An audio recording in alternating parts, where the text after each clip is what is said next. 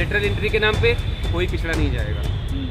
भर्तियों में आप देखेंगे कोई नहीं जाएगा। कोलिजियम सिस्टम से जज बनाए जाएंगे, वहाँ कोई ओबीसी नहीं होगा। आवाम है उसमें जो दलित पिछड़े और बहुसंख्यक समाज के लोग हैं, उनको शिक्षा से कैसे वंचित किया जाए, उनके बीच से कुछ ऐसे लोगों को उठाया जाए जिनको नाम लीडर का दिया जाए और वो हो डीलर। ये सभी लोग चुनाव के पहले ओबीसी वोटों का सौदा करते हैं, मिलकर बीजेपी के साथ सरकार बनाते हैं।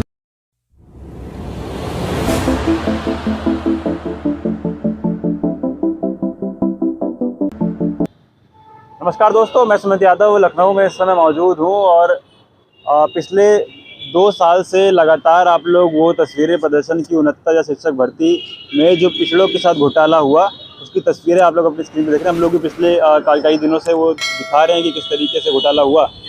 6800 जो अभ्यर्थी चयनित हुए चुनाव से ठीक पहले, अब उनकी नियुक्ति नहीं हो रही है और उसके लिए प्रदर्शन अब जारी है। हमारे साथ कुछ साथी मौजूद हैं, इनसे बातचीत करेंगे और क्या बात डिटेल में बताएंगे। उनके बीते कुछ दिन पहले संदीप सिंह जो शिक्षा मंत्री हैं, उनका आवास भी घेरा गया। उसके बाद की क्या कहानी है वो जानने की कोकोशिश करते हैं। क्या नाम है साहब का? विजय नाम है मेरा। और जैसा भी आप जिक्र कर रहे थे कि 2 साल का, मैं थोड़ा सा आपको करेक्ट करना चाहता हूँ कि ये भर्ती 2018 की है और आज हम आप 2023 में हैं। और स्थिति ये है कि 69 शिक्षक भर्ती में पिछड़ों के साथ, दलितों के साथ ऐसा अन्याय किया गया कि उनकी जो सीटें थी जिन पर हमारी नियुक्ति होनी चाहिए थी, हमारी जगह पे सामान्य वर्ग के अभ्यर्थियों को अवैध तरीके से नियुक्ति दे दी गई। और पिछले 5 साल से वो समाज में एक अच्छा जीवन जी रहे हैं, 50,000 सैलरी उठा रहे हैं। और हम सभी लोग जो आरक्षित वर्ग से आते थे, हमारा सिर्फ गुनाह इतना था कि हम आरक्षित वर्ग से थे, इसलिए हम लोग सड़कों पर धक्के खाने को और पुलिस की लाठियां खाने को मजबूर हैं। अभी आने वाली पिछली 27 तारीख को हम लोगों ने बेसिक शिक्षा मंत्री जी की आवास का घेराव किया। इसलिए घेराव किया क्योंकि वो पिछड़े वर्ग से आते हैं और उस पीढ़ी से आते हैं। बाबू कल्याण सिंह के वंशज हैं वो। तो हम लोग ये उम्मीद करते, जिन्होंने कहा था, कल्याण सिंह जी कहा करते थे, आज भी अखबारों की कटिंग है, उन्होंने कहा कि अगर कोई आपका आरक्षण छीने तो थप्पड़ मार के अपना आरक्षण छीन ले, क्योंकि आरक्षण कोई खैरात नहीं मिली है। और हमारा संविधान भी कहता है कि आरक्षण खैरात के लिए नहीं दी जा रही है। संदीप सिंह भूल गए इस बात को? संदीप सिंह भूल गए। उसी को याद कराने के लिए हम सभी लोग वहाँ पर इकट्ठा हुए थे कि चुनाव के पूर्व जब लगा कि हमारा प्रदर्शन बहुत बड़ा हो जा रहा है और ओबीसी और दलित पिछड़ों का जो ये मुद्दा है ये सरकार को नुकसान कर सकता है चुनावों में, तो माननीय मुख्यमंत्री जी ने 5 कालिदास मार्ग पे हमारे 5 सदस्यीय प्रतिनिधिमंडल को बुलाया और हमारे साथ घंटों बैठ के और ये तय किया कि नहीं, 6,800 पदों का जो घोटाला हुआ है उस पर हम इन अभ्यर्थियों को राहत देंगे और इनको नियुक्ति पत्र दिया जाएगा। लेकिन चुनाव निकल गया तो शायद मुख्यमंत्री जी अपनी बात भी भूल गए और उनके अधिकारियों ने भी ये फायदा उठाया कि अब तो सरकार बन गई है, हम उनको नियुक्ति देने की क्या आवश्यकता है। तो इस वजह से न्यायालय में मामले को जानबूझ के अटकाया गया चुनाव निकलने के बाद, और इतनी लचर पैरवी की गई कि बिना हमारा पक्ष पूरा सुने न्यायालय ने हमारे खिलाफ फैसला दे दिया। तो उस फैसले के खिलाफ सरकार डबल बेंच में जाए और दलित पिछड़ों के साथ न्याय करे, इस उम्मीद के साथ हम लोगों ने संदीप सिंह जी का आवाज़ इसलिए सुना क्योंकि मैंने बताया कि वो कल्याण सिंह की पीढ़ी से हैं, जिन्होंने कहा कि अगर तुम्हारा कोई आरक्षण छीने तो थप्पड़ मार के अपना आरक्षण वापस ले लो। तो इसलिए हम लोग उनको ये बताने गए थे कि आप जो है इसी पिछड़े वर्ग से आते हैं। और मेरी शिकायत जो है सिर्फ संदीप सिंह से नहीं है, मेरी शिकायत इस सत्ता में जो साझेदार हैं, जिनकी वजह से सरकारें बनी हैं, जिनकी वजह से हम ओबीसी समाज के लोग, दलित समुदाय के लोग इनको वोट देते हैं, चाहे वो केशव प्रसाद मौर्य हों, चाहे स्वतंत्र देव सिंह हों, चाहे अनुप्रिया पटेल हों, चाहे संजय निषाद हों, चाहे ओम प्रकाश राजभर जी हों।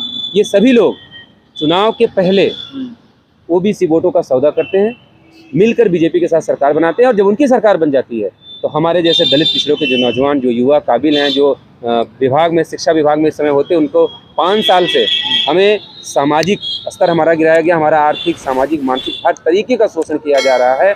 हमारे सामने आज ये स्थिति है कि तमाम सारे हमारे भाई बहन ऐसे हैं जो 4 बाग के स्टेशन के बाहर सोते हैं और सुबह उठ के 10 बजे वो धरने में पहुंचते हैं। इन परिस्थितियों को हम लोग झेल रहे हैं। ऐसा क्योंकि आपने जिक्र किया उस बात का, तो ऐसा क्यों है? क्योंकि दर्जनों मंत्री पिछड़े दलित हैं इस सरकार में। आदिवासी महिला राष्ट्रपति बनाई गई, दलित राष्ट्रपति बनाया गया इस सरकार में। प्रधानमंत्री खुद पिछड़े वर्ग से आते हैं। उसके बाद दर्जनों मंत्री केंद्र में भी हैं, दर्जनों सांसद, दर्जनों विधायक जो हैं वो पिछड़ी और दलित जाति से आते हैं। उसके बावजूद ऐसा क्यों है कि आप लोग पिछले कई साल से सड़कों पर भटक रहे हैं? देखिए, जिन चेहरों की आप बात कर रहे हैं, असल में वो सिर्फ वोटों का सौदा करने के लिए है। हिंदुस्तान की जो आवाम है उसमें जो दलित पिछड़े और बहुसंख्यक समाज के लोग हैं, उनको शिक्षा से कैसे वंचित किया जाए, उनके बीच से कुछ ऐसे लोगों को उठाया जाए जिनको नाम लीडर का दिया जाए और वो हो डीलर, समाज के वोटों की जो डीलिंग करें और उनके चेहरे पर वोट ले लिया जाए। आज केशव प्रसाद मौर्य हैं, क्या आपको नहीं लगता कि अगर केशव प्रसाद मौर्य आज खड़े हो जाएं कि हमारे पिछड़े वर्ग के 6,800 परिवारों को अगर नौकरी नहीं मिलेगी तो मैं अपने पद से इस्तीफा दे दूंगा? हो ही नहीं सकता कि हमारे मामले का सलूशन न निकाल, समाधान न निकाल लिया जाए। मिले आप उनसे एक बार भी? कई बार हम लोग मिले हैं, वो इतने निरीह हैं, इतने असहाय हैं कि ऐसे लगता है कि जैसे उनके पास कुछ है ही नहीं। वो तो हमसे आपसे भी दीन दुखिया बन जाते हैं उनके पास जब हम लोग जाते हैं। आज उन्हीं चाचा ने हमको जो है लाठियों से अपने आवाज़ पे पिटवा दिया। तो यही विडंबना है स्वतंत्र देव सिंह के यहाँ, जो हमारे पटेल भाई हैं वो जाते हैं, उनके साथ भी यही सलूक किया जाता है। उसके अलावा अन्य जो संजय निषाद हैं, आज संजय निषाद साहब देखिए आप कहाँ से कहाँ तरक्की करके पहुँच गए, उनके सब कैबिनेट में मंत्री हैं, सरकार में मंत्री हैं, लेकिन इतने मजबूर हैं ये लोग कि हम पिछड़े दलितों की आवाज़ तक इस सरकार के मुख्यमंत्री तक नहीं पहुँचा सकते। अच्छा, क्योंकि इससे पहले कई बार, अभी हाल ही में फिर चंद्रशेखर जी आए थे, कई बार चुनाव से पहले भी आ चुके हैं, और कई बार अखिलेश जी ने भी जिक्र किया, सदन में संजय सिंह आम आदमी पार्टी सांसद उन्होंने भी जिक्र किया, मनोज झा राज्यसभा सांसद उन्होंने भी सदन में जिक्र किया, तो बावजूद फिर भी बात क्यों नहीं बन पा रही? वो इसलिए नहीं बन पा रही ना, जैसे अभी जो ये बहुजन समाज का मुद्दा है, अगर यही ठीक उलट होता, सामान्य वर्ग के हमारे जो अभ्यर्थी हैं अगर उनके साथ गलत हुआ होता, ऐसा क्यों लगता है आपको? तो मैं बता रहा हूँ ना, इसलिए लगता है कि आज ब्रजेश पाठक इसी सरकार में डिप्टी सीएम है, किसी एक अपराधी के ऊपर अत्याचार होता है तो पूरे ब्राह्मण समाज के लोग एकजुट हो जाते हैं।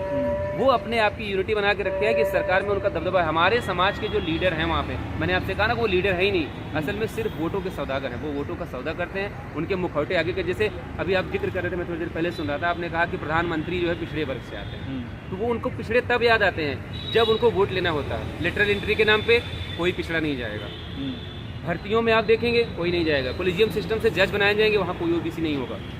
जो भी संस्थाएं हैं जहाँ भी आपको देखेंगे, जहाँ भी मौका मिल रहा है, सारे के सारे सवर्ण लोग भरे जा रहे हैं। अच्छा, तो आप ये कह रहे हैं कि सिर्फ 69,000 शिक्षक भर्ती में नहीं, पिछड़े दलितों के साथ घोटाला जो है हर जगह हो रहा है। आप कोई भी उत्तर प्रदेश की कोई भी भर्ती उठा के देख लीजिए, आज EWS आरक्षण के नाम पे, सवर्ण आरक्षण जिसको आर्थिक आधार पे कहते हैं, मैं तो कहता हूँ खुल को उसको कहना चाहिए कि सवर्णों के लिए जो आरक्षण बनाया गया 10% का, या तो हम लोगों ने पहले 10% का नियम पढ़ा था और आज 10% आरक्षण की बात आ रही है, जो 50% का दायरा तोड़ के उनको दिया जा रहा है। और सुप्रीम कोर्ट में बैठे जजों ने भी इस बात को कहा कि नहीं भाई 10% का आरक्षण ठीक है, उसमें कोई बुराई नहीं। यानी हमारा आरक्षण 50%, हमारी आबादी भले 85% है, 90% है, लेकिन हमको आरक्षण 50% के अंदर ही मिलना चाहिए, और उनके लिए आरक्षण की व्यवस्था करने के लिए वो बैरियर तोड़ दिया गया, और सुप्रीम कोर्ट को इस बात को लेकर आपत्ति नहीं है। समस्या हमारी इस बात की है कि उनके हर संसाधन पे कब्जा है, उनके लोग हर जगह बैठे हैं। आप जुडिशरी में देख लीजिए, आप मीडिया में उठा के देख लीजिए, आप तो मीडिया के साथ हैं, आप बेहतर समझते होंगे कि मीडिया में कितने लोग हमारे हैं और कौन उठाता है। आज जितने सारे प्रमुख चैनल, में नाम नहीं ले सकता आपके चैनल पे,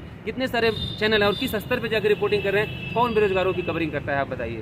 आपके अलावा आपने इतना बड़ा प्रोटेस्ट देखा, इतने लोग इकट्ठा थे, दलित पिछड़ों का समुदाय पूरा सब इकट्ठा था, हुजूम था, और हर बिरादरी के ओबीसी के लोग थे, शेड्यूल कास्ट के लोग थे, महिलाएं थी, अल्पसंख्यक लोग थे, कौन वहाँ पर आया कवर करने? कोई प्रमुख मीडिया चैनल नहीं आया। ये आप लोगों की, ये हम लोगों की खुशकिस्मती है कि आप जैसे लोग इस संस्थान को, इस चौथे लोकतंत्र के खंभे को जिंदा किए हुए हैं, अदरवाइज कोई बेरोजगारों की सुध लेने नहीं आता।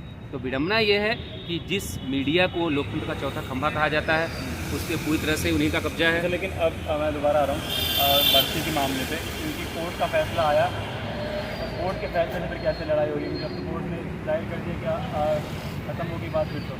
देखिए, इस भर्ती को करने के लिए जो इनकी नियमावली है, जो कानून इन्होंने बनाए हैं कि हर एक भर्ती का, हर एक जो संस्थान होता है उसके कुछ नियम कायदे कानून होते हैं। इन्होंने जो नियम बनाए हैं कि हम इस आधार पर 69,000 शिक्षक भर्ती करें, जो हमारी उत्तर प्रदेश बेसिक शिक्षा नियमावली है, उसके हिसाब से जो नियम कानून है उससे तो ये पीछे नहीं हट सकते। तो जो नियम कानून इन्होंने बनाया है, अगर न्यायालय ने इस पर प्रश्न उठाया है तो इनको जो है उस पर डिफेंड करना ही पड़ेगा। ठीक है, तो आगे भी तस्वीरें जो हैं 69,000 शिक्षक भर्ती के मामले की हम लोग आपको दिखाते रहेंगे। और मैं ये सवाल कई बार होता है कि दर्जनों विधायक, मंत्री, सांसद होने के बावजूद, जो कि पिछड़े समाज से आते हैं, दलित समाज से आते हैं, आदिवासी राष्ट्रपति बनाए गए, दलित राष्ट्रपति बनाए गए, उसके बावजूद घोटाला, धोखा पिछड़ों के साथ, दलितों के साथ ऐसा क्यों है? फिलहाल ये वीडियो खत्म कर रहा हूँ, आप लोग से मुलाकात अगली वीडियो में होगी। जुड़े रहे हमारे साथ।